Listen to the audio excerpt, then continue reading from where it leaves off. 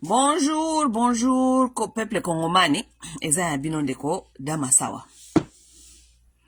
Bon, nana quelques minutes, espérons dans un mois 30-40 minutes, eza makambo na ngeto sola muke. Lelo lundi, napesa bino mwa réflexion ya makambo toko réfléchir nango pona semaine oyo ebandi na vie politique ya mboka na biso Congo. OK? Bon, mon titre n'a commis diplomatie agissante selon IDPS et puis réaction ya Kagame sur intervention Kagame réaction na normalement sur affaire ya Jean-Luc Abiyarimana. OK? Natala ki ba vidéo ebele ya ba congolais ba zo sala elango ba émission et ba analyse et pas ikili. Mais bon, nga pena bina ya kuputia yanga input, OK? Input ça veut dire yanga pe makanisi, n'est-ce pas? Bon. Nabandela la réaction ya Kagame sur Jean-Luc Abiyarimana, OK? Vous connaissez vous tous Jean-Luc Abiyarimana azali mwana ya président oya kufaka na Rwanda. Comment les agina Abiyarimana qui? Comment il s'appelait? Juvenal Abiyarimana, OK? Juvenal Abiyarimana. OK? Bon, nakozonga l'isolo ya génocide, vous tous vous connaissez cette histoire, mais peut-être un jour je reviendrai to sur la pona makambi ya génocide parce qu'il faut te rappeler la cabine histoire na génocide. Pourquoi? Parce que ba Rwanda ba tous yo bazana pouvoir, ba tekela ngo mokili momba na lokuta, il faut te rappeler ka toujours ba Congolais, be te rappeler ka toujours batu histoire nenge zalaki ke batu bafana na kata histoire ya lokuta te oyo batu si bazali ko tekela batu. OK? Et puis histoire batu si ba tekela batu comme na ngo démodé parce que batu ba ndi bango sous les solo anate. Batu ba ndi masu les solo anate. Nous avons vu ici commémoration na bango ya génocide liboso bazaki so babani ma commémoration na bango génocide awa batu babande ko ya ebele ba président ebele ya bamboka ebele mais to komi komona ke batu ba komi ko lâcher na bango masolo ya génocide oyo ba komi ko comprendre que za masolo ya lokuta eza masolo oyo Kagame asala pona à se maintenir au pouvoir pour ba tout ba continuer ko diriger Rwanda parce que ba minoritaire so toke na démocratie ya solo ba qui jamais ko gagner ba élection. Donc il faut créer des histoires pour se maintenir au pouvoir et se maintenir au pouvoir on va toujours se victimiser pour dire que oh nous sommes en danger, nous sommes un peuple minoritaire, on va nous tuer, si on donnait le pouvoir on va nous tuer, alors on doit se maintenir ici parce que nous avait tué. Donc, le monde commence à comprendre petit à petit parce qu'on a vu ça avec la commémoration du génocide la fois passée que bah chef de l'État mingi surtout bah africain bah ya quitté parce que l'Afrique a ouvert ses yeux. Afrique essaie de comprendre makambi ya Kagame bah c'est pas comprendre kazali pion ya ba occidentaux bah zali wana ba plaça ye wana pona panza batu a panza ba armée na yena kata ba ya bamboka batu mususu parce que armée rwandaise FPR bazali na 5 pays africains ba osela ba mindele misala ya salité eska ba mindele baza ko yiba ba pétrole eska ba mindele bazo ko panza ka bamboka batu ale baza ko benga Kagame ale tindela biso bato awa ba africain mingi ba komi ko comprendre makambo ya Kagame ba komi ko comprendre que Kagame c'est un pion des occidentaux yo moko bisko Afrique komi ba pays mususu eza ko linga susu makambo ba occidentaux te alors batu mingi ba komi ko se méfier de toute façon na Kagame. Ils ont compris son jeu et surtout dans la région des Grands Lacs. Bref. Mais, tola muka, Kagame abimia wasali déclaration na ye koloba, ndenge ipare biso, ndenge to bomba ka ba interahamwe, et tout, et bon voilà, sikoyo, ba preuve bimi, parce que Jean-Luc, azoya pe na Congo, toza ko maintenir ye kuna, et tout. Bon, pour Kagame, il veut faire savoir aux gens, bon, l'histoire ne va intérêt moi ici là qu'à jamais, ok? Mais il veut faire savoir aux gens que, oh, voilà les preuves, tant que ça que va intérêt moi bazan na Congo, voilà preuve, et Jean-Luc Abiyarimana yewana ye na Congo, ba yambiye, et que, baliba ressusciter le sous mouvement ya, ba intérêt moi, ok? Mais pour Kigali, pour les Tutsis qui sont au pouvoir là-bas, bon, se maintenir au pouvoir, bien sûr, ils vont dire n'importe quoi, mais pour eux, Et ça veut dire que tout ou tout nyonso na biso ba congolais parce que tant ba babi ke biso tozana ba interamwe o tozana ba oti nakata ba armée na biso interamwe zate parce que toyebi te ce que ba interamwe bazaka nakata armée. OK. Pona Kagame Babantu nyonso bakoma on dirait ba interahamwe. Pour les Tutsis qui sont là-bas, ils sont en train d'apprendre même à leurs enfants que ba Congolais baza ba interahamwe. Donc toza ba Bantu. Si on est Bantu, on devient directement interahamwe pour eux, OK? Soit disant ba Congolais to ba interahamwe, ba Hutu nyonso bakoma ba interahamwe, mutu akiko déplacer. Moi na Jean-Luc Abiyarimana celui-là, on avait tué son père. Lui aussi, c'est une victime des rébellions de Kagame. Oui, parce que son rébellion, quand des Rwandais subira qu'un génocide était. Oui, si les rébellions n'étaient pas entrées au Rwanda, c'est ça la vérité des choses. S'il n'y avait pas les rébellions, donc Kagame et ses amis avaient causé pour venir envahir le Rwanda. Parce que, qu'on se le dise, le Rwanda, c'était un pays souverain qui avait tout droit de se protéger n'importe quelle invasion. OK? Invasion nyonso. Hein? Et quand on a pays souverain, pays où on a la souveraineté à se défendre. Ça veut dire que le Rwanda avait sa souveraineté et avait le pouvoir de se défendre.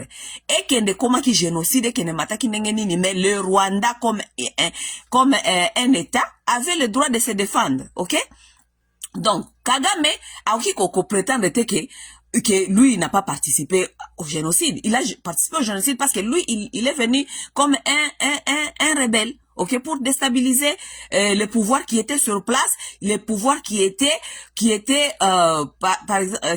voté pour être là. Oui, pouvoir ezalaki na légitimité nyonso ya kozala wana.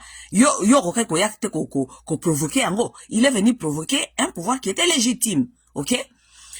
Donc, Habyarimana, mwana na yazaki mwana muke, ce petit-là, il n'a jamais, il connaît même pas c'est quoi, je ne pense même pas qu'il connaissait c'était quoi, ça veut dire être un interahamwe, OK? Donc, il est parti en exil, comme il est parti en exil, oh, il est revenu maintenant, OK?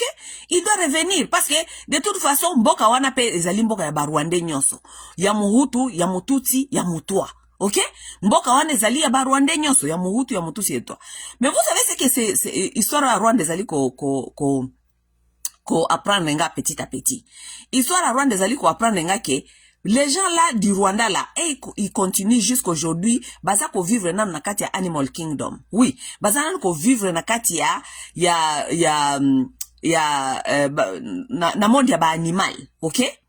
Parce que vous souvenez na pesa toujours exemple ba lion parce que ba lion baza na bizali mingi neti ya biso, OK? Ya ba humain, ba lion na ba macaco. Oui.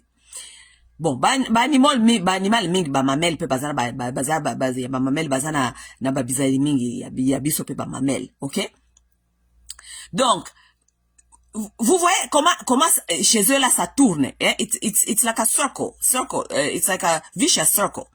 Ça veut dire Kagame ya kimaka na boti na ye azaki epe mwana muke akendaki na Uganda. Kuna na Uganda bango bakendaki kuna na bakamba réfugié se focaliser batie ba mayel na bango sur place nini bakozonga na mboka na bango po baya kozwa pouvoir, OK? Pourquoi? Parce que il y avait un chef, un nouveau lion. Parce que na Animal Kingdom soki lion ya sikaye, OK? Lion ya sikazelaka oya kala akoma faible. Ou bien akoyaka ka lion ya sika akoki yaka pe ko attaquer kingdom ya ba lion wana abundisi lion azali wana. Soki lion wana o azali sur place aza makasi akimisi yo ou bien abomi yo, OK? Mais yo soko za makasi oye ko bundisa lion wana et surtout soko komi affaibli oko lia ye obomi ye okimisi ye. Soki ye lion wana obomi ye, qu'est-ce qui se passe? Tous ces enfants mâles, tous ces enfants de lionceaux mâles vont fuir. Ils vont fuir parce que lion oya ko s'installer sikawana ako boma ba lionceau wana nyonso. Soki bakimite. Soki baza faible baza na ba bébé ba ko kimate, lion wana yaka s'installer à sikawana aboma ka ba lionceau nyonso. Oui. Mais soki baza ba lion o bakomi kokola bakomi mwa mikolo bakoki ko se prendre en charge, ba lion wana bakimaka bango nyonso. Parce que lion ya sikaye, lion ya mal aye, alini komona mal mususu wana te. OK? Et comme sikoyo lokola makambo tozali ko vivre sikoyo na Rwanda, ok? Parce que Kagame akimaka na ba ndeko na ye ya ba tusi mususu bakei, comment ça s'appelle, bakei exil. Bake kuna ba se regrouper, ba s'arranger, ba ye ko bundisa susu Habyarimana. Ça veut dire ba lion na mike bakendaki kuna bakomi na makasi, ba ye ko bundisa lion ya azaki na Rwanda. Ale ba bomi Habyarimana, bana nyonso Habyarimana, ba lionso nyonso ba kimi. Liye Kagame aye a s'installer na batuna ye pouvoir ya sika. Sikoyo mwana Habyarimana sika azalaki Jean-Luc ye pa kokola ti. Tango bobo makaba papa ba lion wana. Boye bakateke ba lion wana pe ba kimaki wana, bakei kuna bakokoma pe makasi, bakokoma pe ba lion mususu pe bakoya lisusu ko bundisa yo. C'est ça que nous sommes en train de vivre. En tout cas, nous sommes en train de vivre Animal Kingdom au Rwanda. C'est ce qui se passe au Rwanda. Bosikoyo, Jean-Luc pe akimaki. Po bobomaki tatana ye. Azaki lionso akimi. Tango akeeska akimaki kuna bokanisa ye pe kangika kama boka otala bino. Lui aussi, il a fait il réfléchissait. Lui aussi, il faisait, aosa la moi contact na ye, na batu. Azo kotala, parce que Rwanda pe zamboka na ye. Aza obligé peut-être kofanda na exil toute sa vie. Non, il n'est pas obligé d'être en exil toute sa vie. Oui. Bosikoyo, Kagame akomi komona danger. Lionso wana kimaka na bomwana. Il fallait même pas boma bango nyonso ndenge ya monaka. Il fallait pas boma tabana wana nyonso. Mais comme ils ont eu le temps de s'échapper, Lionso akei kendaki akomi pe makasi. Esika kendaki akomi pe makasi. Azako se préparer yepe nini ya kozonga yepe na mboka na ye. Ça veut dire yo Kagame, loko komi kokoma lion ya affaibli, po komi kokola. Oui, okomi kokola. Pe idéologie na yo wana oyo eza na Rwanda sikoyo, on dirait ba Rwanda bakomi na bango kolemba bitumba. Parce que il y a pas longtemps atomoni Kagame azako gangela ba Rwanda na kati ya salle, botelema, bozoko lala, botelema. Parce que azako mona ki bazako lala. Barwande ya mikolo ndire bazoko kalisusu makambo ya Kagame te bako kalembango su makambo te ya bitumba kokanga kabisa kokima kokaka kabisa kokima parce que bako bando kabisa kokima ti mokolo nini. OK? Siko Kagame akomi kobanga azali lion siko azali affaibli azali lion oyo akomi kosila makasi siko yo lionso wana akimaka wana Jean-Luc Habyarimana yepe akomi kozwa moi force akomi kozwa moi force. Tant Kagame amoni ke baya aye na Kinshasa soki bayambaki ye soki pe ayaki ye moko ngana yebite mais aya ezala ke bayambaki ye ezala ke ayaki ye moko mais Jean-Luc Habyarimana azana droit ko tambola est-ce que ye Kagame faut contrôler ka mouvement ya Jean-Luc ake wapi akoti toilette alala kiernini azonga kiernini te wana komi ko banga parce que l'instinct humain ya Animal Kingdom ezali kozongela eko yebisa eke ngai sikoyo nakomi kolemba mwana oyo akoki koya ko détrôner ngai anytime. Oui. Siko yes ko avion siko na bull siko linga intimider batu aba na komisa la victime abandi ko yebisa batu ko sala ba déclaration que oh oui omoni tant tozo sabino ke ba interamo bazana Congo tala kutu Jean-Luc akei kuna eto Jean-Luc akoya na Congo liko bake asa interamo ubie ko na Congo liko bake ayeko komona ba interamo ata ayeko mona ba interamo ba Rwandais bazaba Congolais. Les interamos, ce sont des citoyens, s'ils existent, ce sont des citoyens rwandais. Ça veut dire que les interamos, s'ils existent, ils ont aussi droit d'aller vivre chez eux, comme tout autre Rwandais. OK? Oui. Yango siko na zongi na lisolo na bengi na lobi ke na lobela pe diplomatie agissante soi-disant ya batu ya IDPS bazali ko betela so masolo o ya Paul Kagame na Jean-Luc Habyarimana. OK? Siko tangu batu ya IDPS bazako webisa biso ke bango basali diplomatie agissante. OK? Diplomatie agissante. Diplomatie agissante batu ya IDPS basala qui soit disant ça fait 7 ans. Diplomatie agissante à part ba voyage. OK? Et loko nini diplomatie wana yenango? Diplomatie wana loko nini yenango? Boye ça diplomatie ena loko nini? À part côté kamboka na photo. Oui, parce que soto lobito récolter le kamnini diplomatie na bango yenango. À part côté kamboka na photo. À part kai kwamba koyela biso zemi. À part kolinga koyela biso sikoyo ba migrant eloko nini diplomatie oyo ba soi-disant bagangela kabiso mikolo nyonso diplomatie agissante eloko nini diplomatie wana siye nango à part bitambola tambola mwanza photo bakenoka ngana Trump likola koteka mboka zemi ya kwa ikwamba na ba migrants ko bazali koya eloko nini diplomatie wana ye nango diplomatie wana ye eloko te diplomatie wana ye eloko te kaka ba promesse o ba américain balobi ba kosalela biso ba américain balobi ba kopesa ba américain balobi ba former armée ba américain balobi ba koya kotonga ba usine ba américain balobi sikoyo lokola ba congolais balingaka ba promesse kwa Tshisekedi apesa bango ba millions de promesses oyo yemo kwa tikala ko sala te sikoyo ayeli bango ba promesse ya ba américain ba koya kotonga ba usine sikoyo bozo ko mituna te ba koya kotonga usine tozana courante izine tambolaka na nini izine tambolaka na courant siko tozana courant te ba américain ba kotonga izine ndenge nini pona investissement pona ba industrie et sala mais il faut courant il y a pas de courant siko ba américain ba yotonga ba izine ndenge nini yoza na courant te Félix Tshisekedi wana nyonso ba promesse parce que vous savez que tout ce que vous êtes allé chercher là-bas n'a pas marché parce que biloko na nyonso bozali koyebisa ba congolais zali kaka ba promesse eloko moko te zali concret pourquoi parce que ti sikoyo bokende koteka mboka soit disant diplomatie agissante ti sikoyo Kabila nananga bazaka na Goma na Bukavu batikala jamais kotika yango bazaka kakuna ce qui est même grave MONUSCO azongi lisusu MONUSCO kanga bisoka na ya kimi MONUSCO kanga bisaka kimi n'est-ce pas MONUSCO kanga bisaka tango Goma na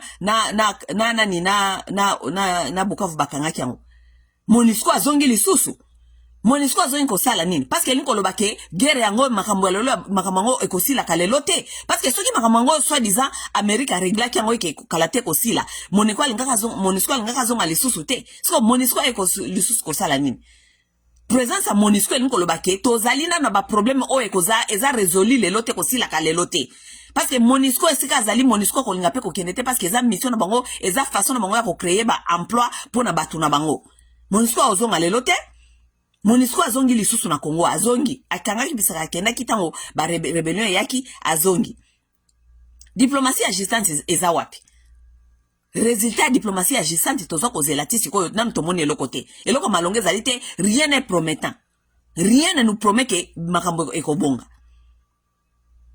Batu ya IDPS babete dulu makelele awa Uvira batika ki Uvira yango baibisa ki bango batika Uvira yango na balongwa ki Uvira tango ka Trump aisi bango bobi mana Uvira batiki Uvira oui batika ki Uvira mais Bukavu na Goma batika te parce que wana de ba grande ville Bukavu na Goma batika te Nord Kivu kutu nyonso eza na maboko na bango batika te ba Amerika baso continue ko travailler na bango na yebisa bino kutu likambo oyo bozo koyeba te bomoni Uvira wana batika ngote pona diplomatie agissante na yebisa bino pourquoi ba M23 batika Uvira ba M23 batika Uvira parce que Burundi a fait des menaces oui batika Uvira te parce que soit disant diplomatie agissante ya Félix Tshisekedi non parce que diplomatie agissante ya Félix Tshisekedi pourquoi bakotika ville lokola Uvira eza grande ville te Uvira zali grande ville te grande ville zali Bukavu na Goma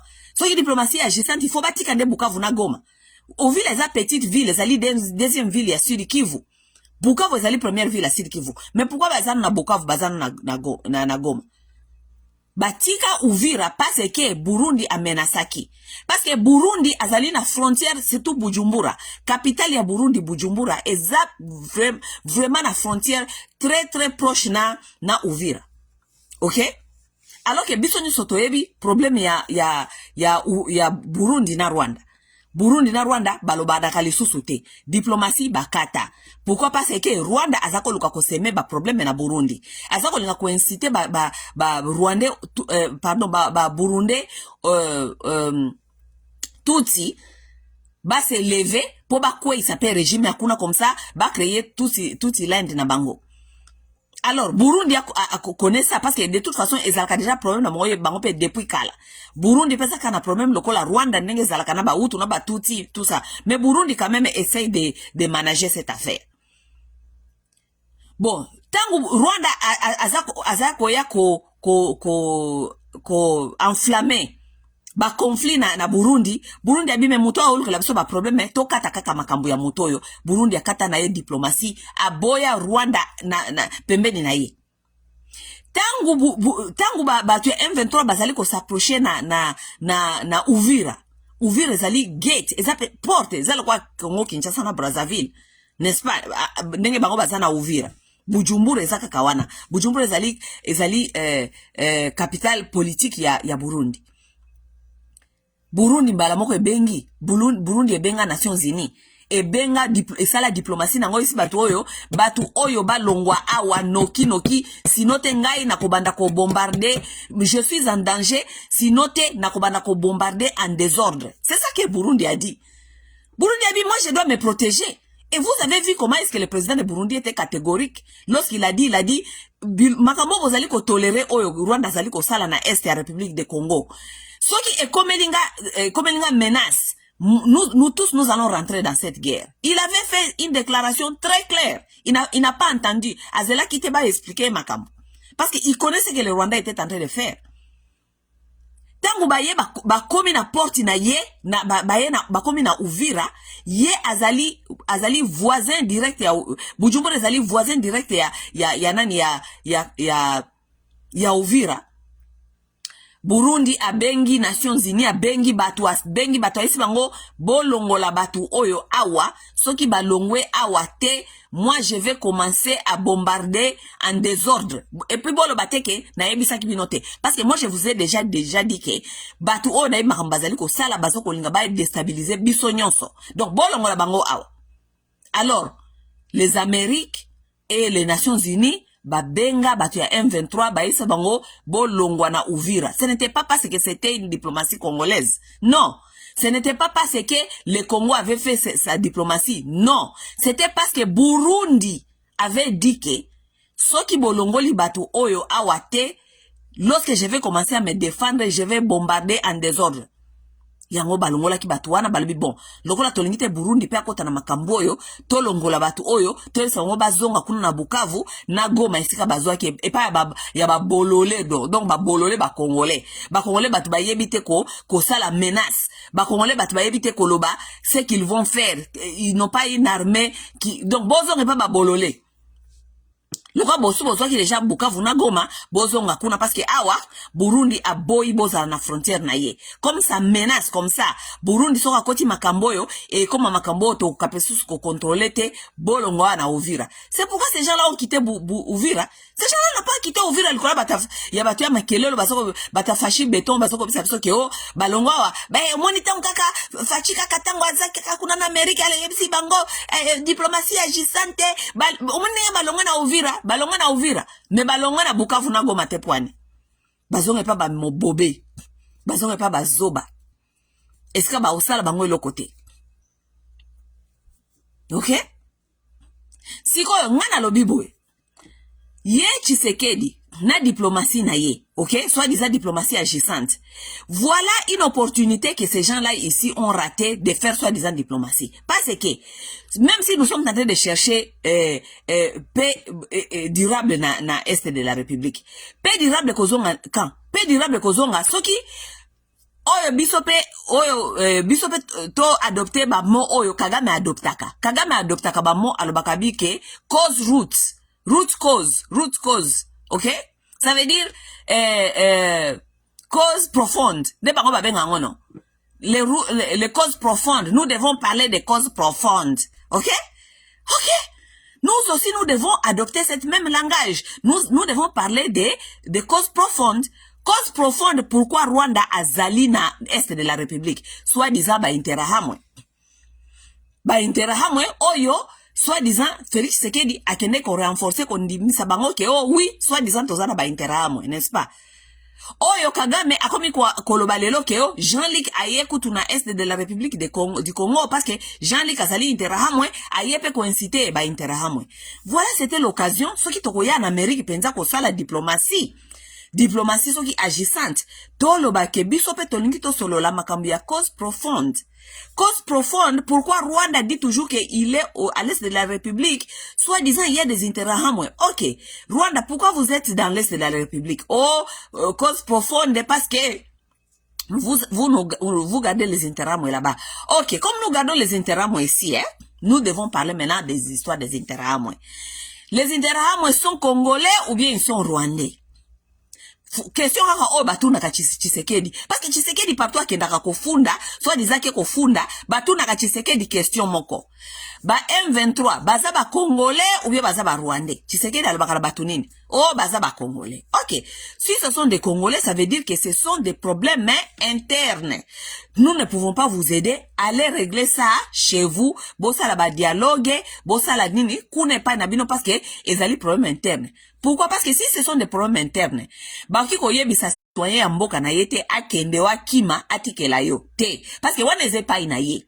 Ça veut dire, lokola zepa ina ye, kuna pe zepa na yo, ezepa ina ye, bokende koyoka na kuna, iloko nini bozali koyoka na te, popo ye bako arrange kufanda kuna. Soka zaiki mutalibanda, bako yebisa mutana libanda bi, problème no ezali nini? Obwe, yo za mutalibanda okiko kende kuna te, zonga epa ina yo. Nenge zalaka, nenge conflit normalement ba gera kango. C'est simple comme bonjour, ata mwana ya école maternelle okiko comprendre loko wana. Mais, tango ba Tshisekedi akendaka kuna. Oh, tozana M23, mais ali soutenu par Rwanda. Ok. M23, baza ba congolais ou bien baza ba rwandais? Tshisekedi agangi. Oh, baza ba congolais. Ok, baza soutenu po na nini? Oh, parce que Rwanda omoni baza na ba origine yakuna, Rwanda za ko soutenir bango. Ok, mais baza ba congolais ou bien baza ba rwandais? Oh, baza ba congolais. Ok, donc ça veut dire ce sont des problèmes internes. Boke ngosolana bango comme ça otala, soki boko kozwa résolution comme ça Rwanda etkala libanda nalge baza ko soutenir bango mais soki ba congolais bo solo. Bon, siko biso pe totuni boy, biso pe il faut toloba kasiko. Nous devons aussi traiter ces problèmes root cause. OK, root cause ça veut dire des comment on dit des causes profondes, n'est-ce pas? Les causes profondes, soit disant que les causes profondes, n'est-ce pas? Ok, les causes profondes sont quoi, Rwanda? Pourquoi vous êtes au Congo? Oh, nous sommes là-bas parce que nous sommes en train de chercher les Interahamwe. Ok, donc, les Interahamwe, est-ce que les Interahamwe sont des Congolais ou bien ce sont des Rwandais? C'est une bonne question. M23. Est-ce que les Interahamwe sont des Congolais ou bien les Interahamwe sont des Rwandais? Oh, les Interahamwe sont des Rwandais. Donc, si les Interahamwe sont des Rwandais, vous aussi, vous devez vous devez vous asseoir et parler là-bas les histoires des Interahamwe parce que les Interahamwe sont des Rwandais. Bazako bundisa nini, balingi nini, parce que ce sont des citoyens rwandais. S'il y a un problème, vous devez gérer ça entre vous, frères rwandais. OK? Mais vous ne devez pas venir tout le temps au Congo pour nous dire que, oh, bozako intercaler Interahamwe, bozako tindika Interahamwe, bolingite Interahamwe, tout. Non. À un certain temps, vous devez aussi avoir une diplomatie qui doit aussi marcher à notre faveur. Ça veut dire, nous devons aussi chercher des solutions à long terme. Nos solutions à long terme, ça veut dire quoi? Nous devons nous débarrasser de cette histoire des Interahamwe. Vous n'allez pas continuer à dire aux Américains que nous avons des Interahamwe, nous cachons les Interahamwe. Non. Les Interahamwe ne sont pas des Congolais. Comme les Interahamwe ne sont pas les Congolais, ils sont rwandais, ils sont citoyens rwandais, ils ont chez eux au Rwanda. Ils peuvent avoir des problèmes là-bas, mais ce sont des citoyens rwandais.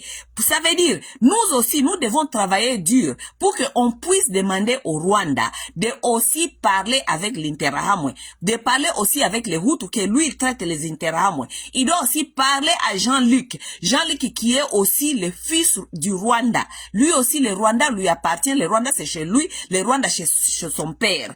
Ça veut dire que Jean-Luc aussi, ou bien les autres Rwandais qui sont dehors, que lui, il dit qu'il a peur de ces Rwandais-là, mais c'est seulement au Congo qu'il vient se réfugier. Parce que les Interahamwe, ils sont partout. Les Interahamwe, lorsqu'ils ont fui, ils ne sont pas seulement venus au Congo. Les Interahamwe sont allés en Tanzanie, les autres sont allés jusqu'à Namibie, kuna na Mozambique, kita kuna.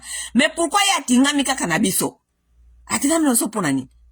Donc, diplomatie wana nyoso bokina kosala, ça fait 7 ans. Oh, et boteli biso kaka, photo, et boteli biso zeme ya kwa kwamba, et boteli biso soit disant ba opesa biso ba migrant, boko kate ko expliquer ba américain que lokola Amérique ezali ko forcer bino, ou bien ba tindi bino sko bozo bokende Qatar, soit disant sko kuna na Qatar, nde fobo so la sko makambia ba M23, boyo kala nano entre bino na bino ba Congolais, donc bino ba Congolais, na ba M23, bino nso ba Congolais boyo kana, mais pourquoi ba ngope ba kosa la Qatar te, pona pour pouvoir sur place il y a Rwanda na ba Interahamwe parce que ba Interahamwe baza ba Rwanda baza ba Congolais. On ne peut pas nous coller l'histoire de l'Interahamwe toute notre vie. Non. On ne peut pas nous obliger chaque fois que, oh non, bon, le Interahamwe et tout, non. Nous ne pouvons pas chercher les Interahamwe parce que nous ne connaissons pas là où ils sont. Les Interahamwe sont partout. Ils sont dans l'Afrique partout. Ils sont partout. Bakima, Bamsou, Basana, Brazzaville, Bamsou, Bakota, Bazamba, Mingi, Kutu, Bakufa, Nabama, Interahamwe, Bakufa. Les Interahamwe n'existent même plus. Ok? Comme vous avez les problèmes chez vous là-bas, les Hutus et les Tutsis, pourquoi ne pas aussi aller faire vous asseoir là-bas chez vous, bossa la binope, yabino doa. Ceux qui battu à Tshisekedi, bozalaki capable de nous ramener cette affaire-là. De dire que, la communauté internationale ou bien les Américains ont aussi obligé les Rwandais à s'asseoir et à parler et à régler leurs histoires. Voilà une diplomatie. Là, nous sommes en chemin de trouver des solutions aux problèmes. Oui.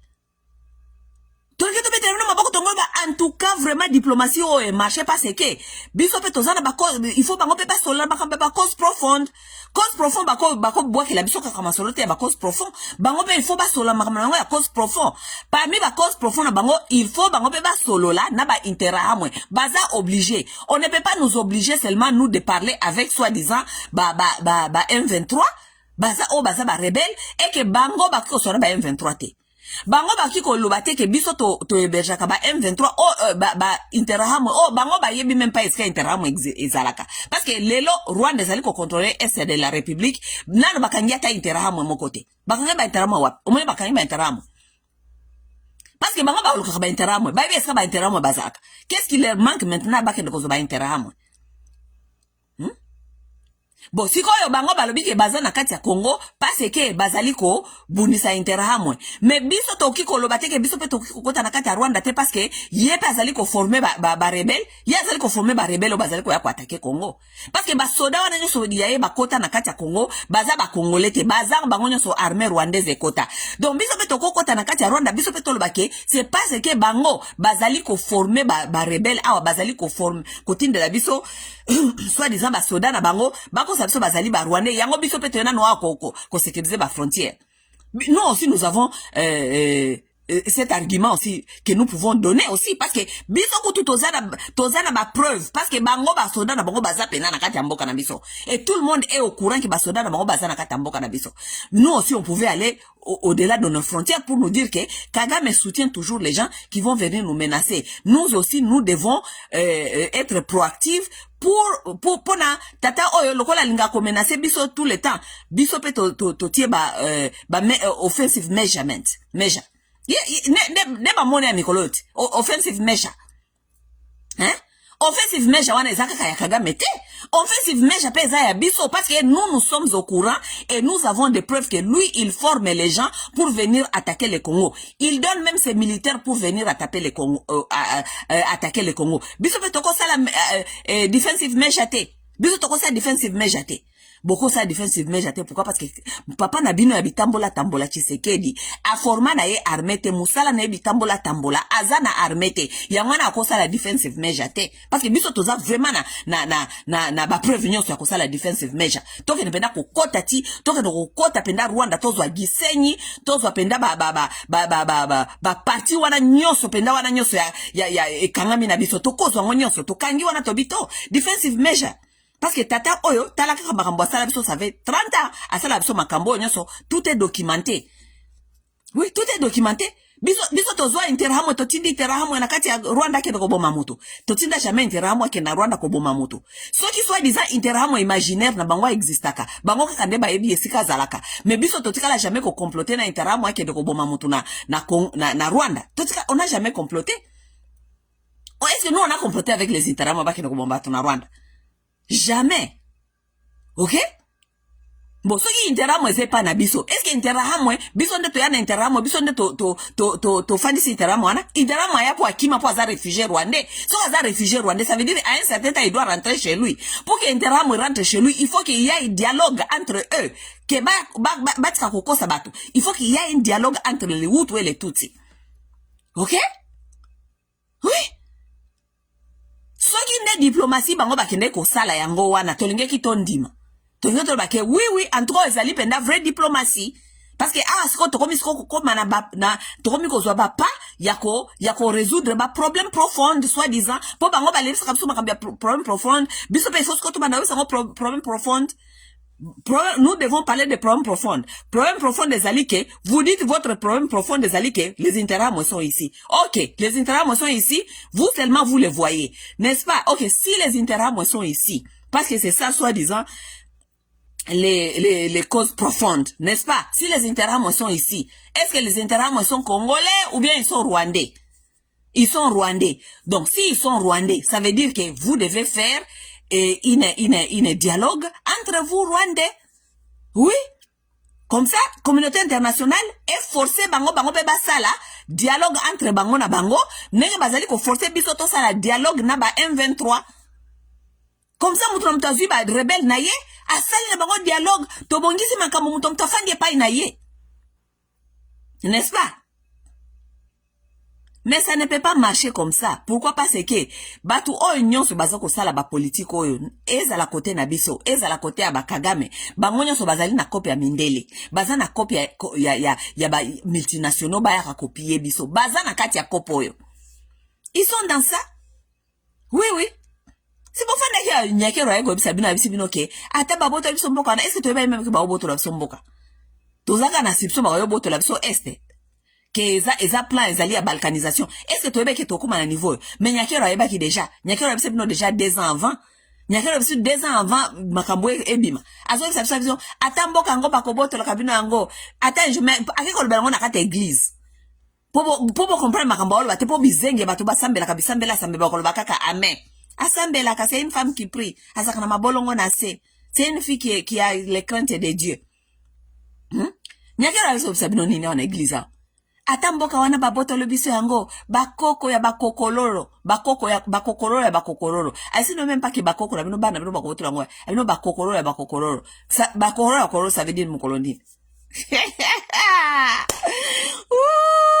bakokoloro ya bakokoloro nde bakoya ozongisa mboka wana bakokoloro ya bakokoloro ba génération combien na eleki ces gens ici savaient de quoi il s'agit cette affaire. Ils savent de quoi il s'agit cette affaire basali ko l'excelabino tant dans les bêtises. C'est seulement les fanatiques qui ne voient rien. Ba fanatiques bazo mone le côté bazo ganga kaka wo. Hein?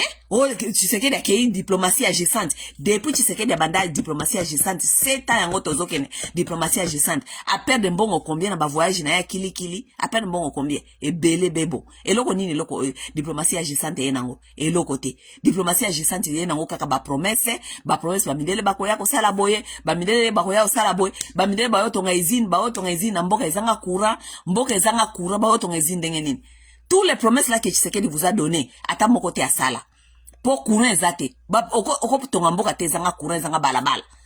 Ba américain ba yo tonga ba izini wapi? Na kata capitale, ba tonga na capitale te donc il faut pas tonga ngo na ba province na ba place ezali reculé. Oui, n'est-ce que ba tonga ba izini.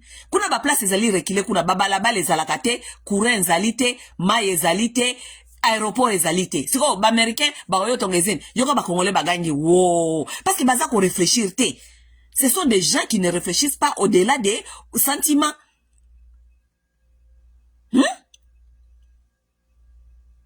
Tu sais que dans ce tonga armée zate loko mokote parce que y a parti la biso so qui defensive measurement.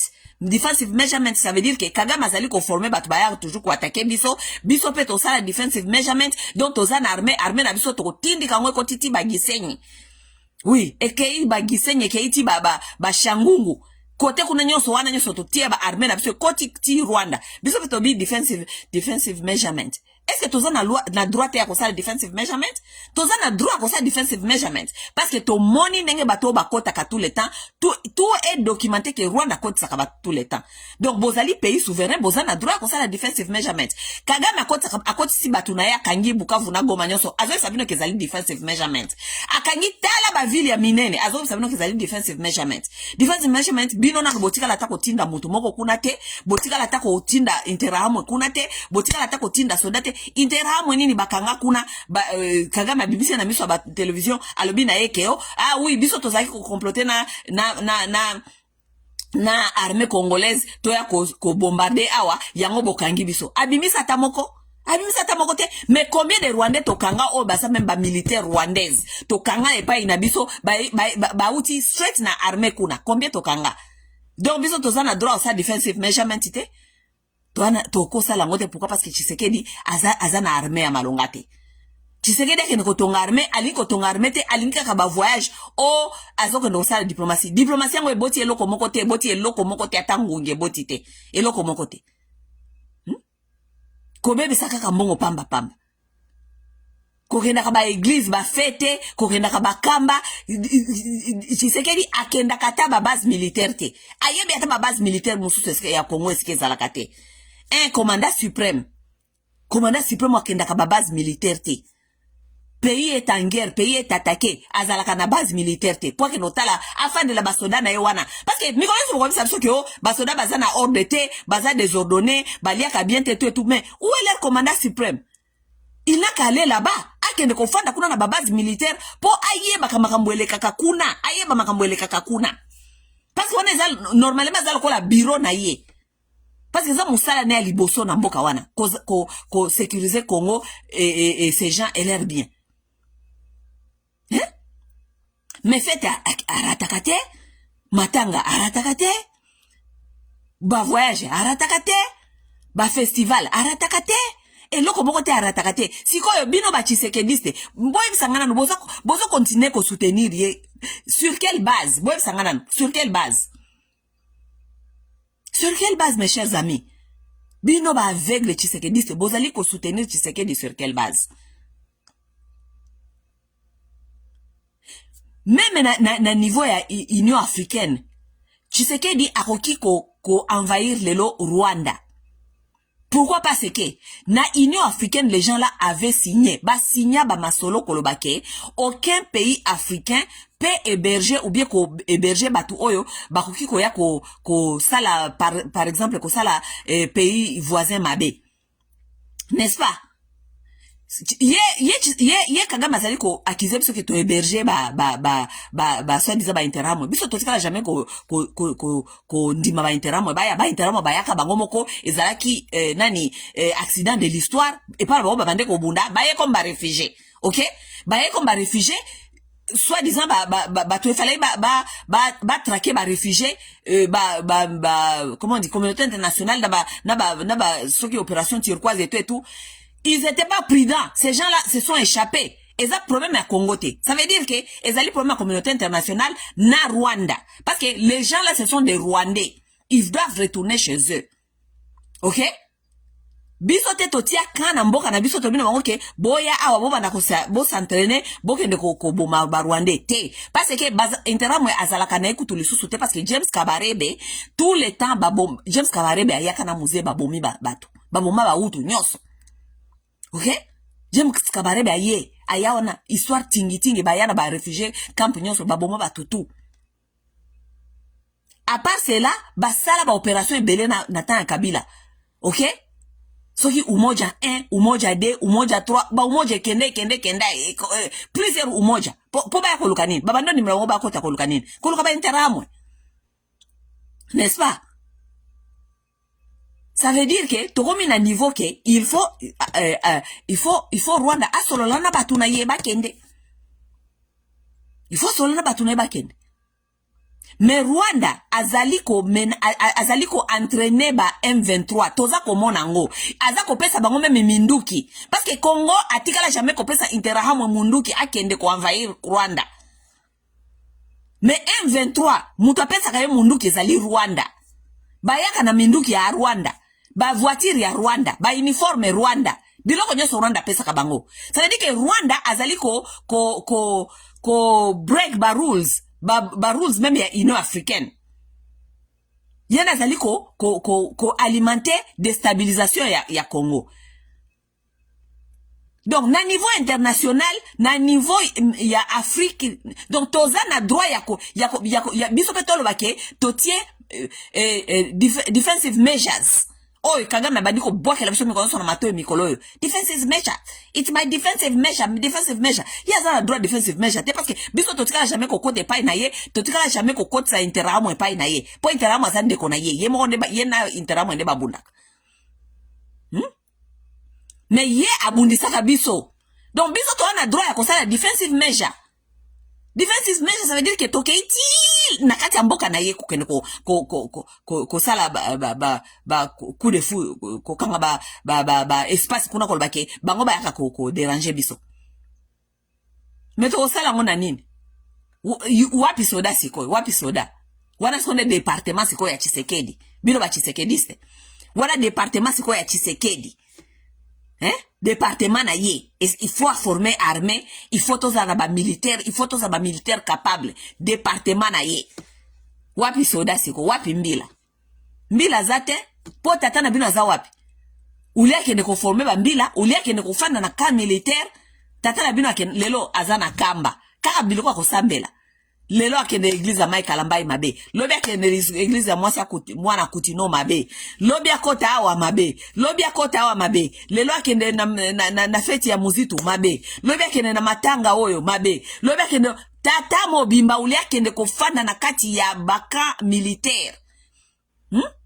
Akende kotala kuna tango tokolo babongo yoko ba Tshisekediste bayawa. Oh eza foti na yete akuta armée zalakate akuta armée panzana meme nata ya Mobutu armée zalaka deja ya kobeba meme nata Kabila dabo maki armée Kabila loka armée metata na bino aza mokonzi armée lelo musa asala kanini afanda kakuna na ka militaire tata na bino mokonzi armée lelo ye Tshisekedi afanda ka wapi afanda kana ba avion afanda kana na ba poto lelo akende amata lobi azonga amata lobi akende feti oyo lobi akende feti oyo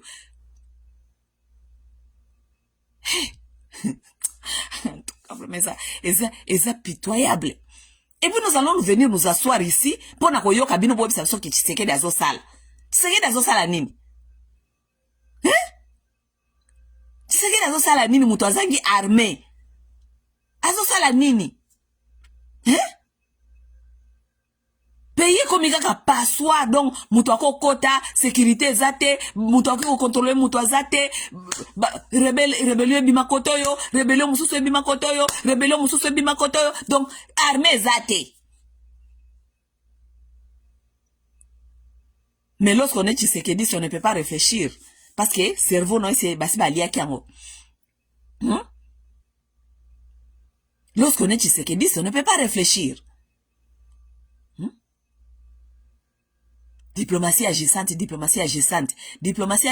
vous êtes allé voir les gens qui doivent faire les décisions sur l'affaire de l'Est de la République. Vous n'avez pas été capable à dire à ces gens d'imposer le Rwanda, de s'asseoir avec son peuple. Vous n'avez pas été capable, mais Rwanda a obligé bino Solana M23. Mais vous n'avez pas été capable d'imposer aussi bango beba Solana Interahamwe beba Solana Bahutu. Et vous allez nous dire diplomatie agissante. Diplomatie agissante dans nini? Il y a rien qui a changé dans ça. Le Rwanda n'a pas changé. Rwanda atikali kaka esika ya zalaka, atikali kaka na maloba ya alobaka, et loko moko te changé, alobi pe akolongola pe batuna yete, et loko moko te ko changé, ata bosali nini alobi ka kolongola batuna yete. Pourquoi? Parce que nous sommes en train nous avons des gens qui n'ont pas l'intelligence.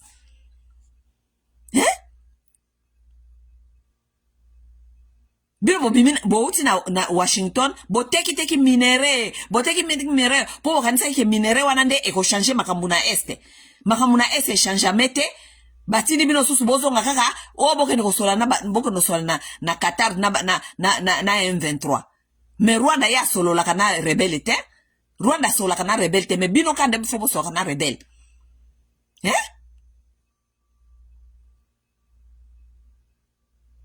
Bomoni muninga na bino Burundi te. Nenga alobina batona ba longola batuna batu ba M23 na Uvira parce que ça pemene à frontière na ye.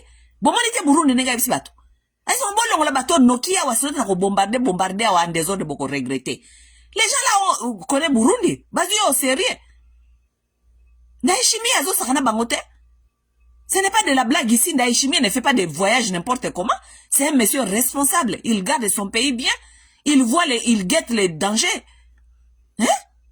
Il n'est pas comme votre papa Tshisekedi Chilombo irresponsable.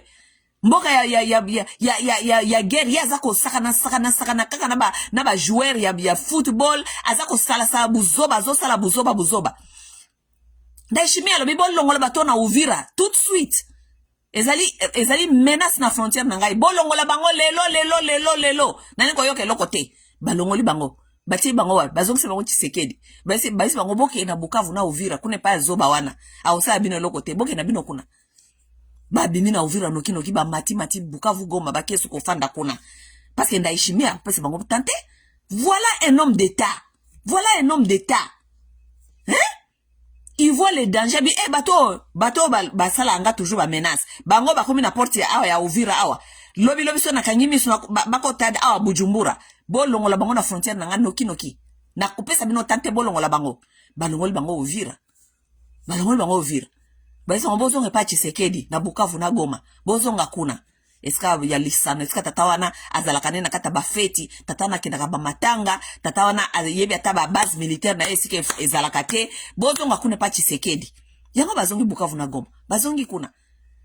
Ibi bozo bisa siko ba américain ba kenda ki kuna diplomatie bokomona eloko tozo komona eloko te. We ain't seeing shit. Tout le monde est là comme côté parce que Kabila paye donc de plus bazoko fana na bango de plus kuti ba coopération ba komi ko sala ba coopération na bango chintoko ba fandi na bango kuna Kabila nanga ba fandi na bango kuna na ba makenga ba fandi na bango Kinshasa pe ba fandi na bango si mabozo ko yebisa biso nini awa bino ba fana kwiti bozo ko yebisa biso nini. Vous nous dites quoi? Vous ne dites rien du tout. Bon, c'était un peu ça. Nangena ebisa bino kaka diplomatie efutite, diplomatie eyene lokote, diplomatie eyene lokote. Yebisa bataliba ba pesa biso liste ya diplomatie eyena nini. Diplomatie soit disant légisante. Eyena nini. Diplomatie eteki mboka likola photo parce que tozui lokote. Toteki minere Félix azui photo na Trump. Est-ce que nakosi tozui nini? Biso nde toteki mboka. Félix azui photo na Trump. Nini yango toyenango? À part côté ka topesi tant toteki mboka eloko nini tobimi nango kuna tobimi kuna na victoire babisi to récupérer Bukavu na Goma to récupérer est de la République to récupérer le côté est kaka ndenge ezalaki na maboko ya bato ezalaki nango et en plus de cela bazongi se biso sous MONUSCO est-ce que MONUSCO ezali ça veut dire que eza ba conflit à libela ba conflit ne ko sila kate bazongi se biso sous MONUSCO. Si nyama be makasi, MONUSCO azongi. Si nyama be makasi, MONUSCO azongi. Ça veut dire que conflit est aussi la kate. Yango bazongi si MONUSCO. Va là-bas, là où il y a toujours des conflits. Les gens là ne vont pas s'arrêter à se battre. Va là-bas, retourne là-bas. MONUSCO azongi. Wana de diplomatie? Hein? Et en plus de ça, boyeli biso matabisi. Matabisi boyeli biso ba migrant? Hein? Boyeli biso ba migrant?